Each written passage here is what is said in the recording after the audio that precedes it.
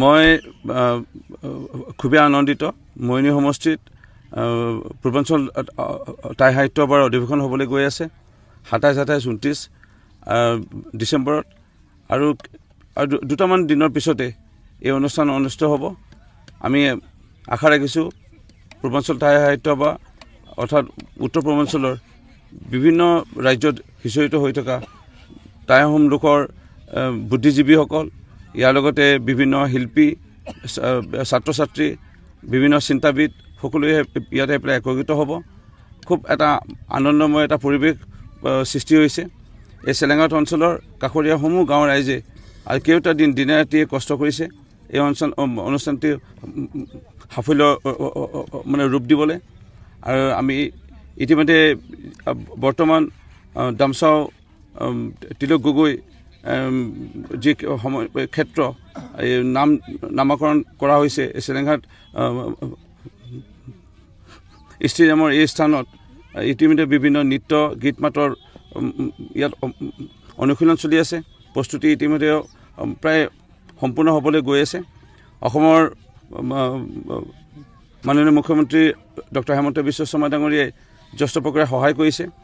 মাননীয় মন্ত্ৰী যোগেন মহন ডাঙৰীয়াক বিশেষভাৱে এই অনুষ্ঠানটো সাফল্য ৰূপ দিবৰ কাৰণে তেখেতক নিৰ্দেশনা দিছে মুখ্যমন্ত্ৰীয়ে আৰু মাননীয় মন্ত্ৰী যোগেন মহন ডাঙৰীয়াও আমাৰ ইয়াত কেইবাবাৰো আহিছে উদযাপন সমিতিৰ লগত আলোচনা কৰিছে মূল সমিতিৰ লগত আলোচনা কৰিছে আমি আশা ৰাখিছোঁ যিসমূহ সন্মানীয় অতিথি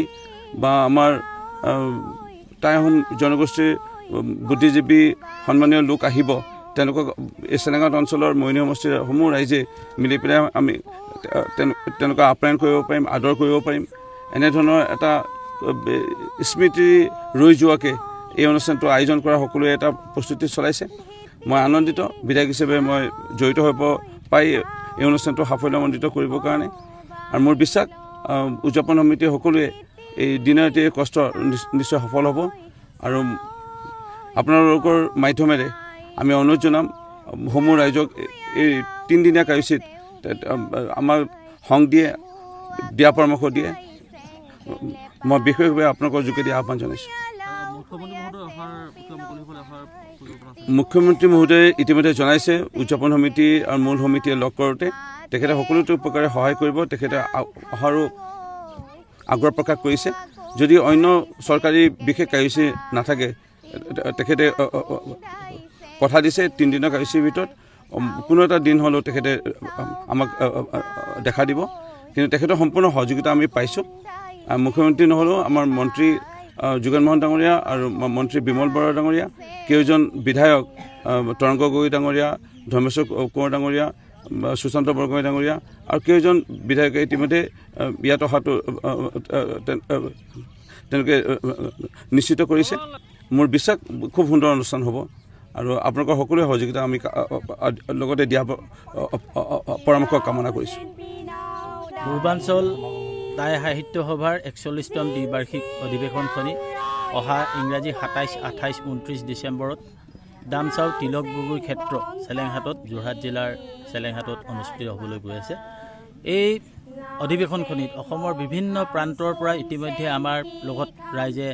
আলোচনা কৰিছে ৰাইজে অগ্ৰগতিৰ বুজ লৈছে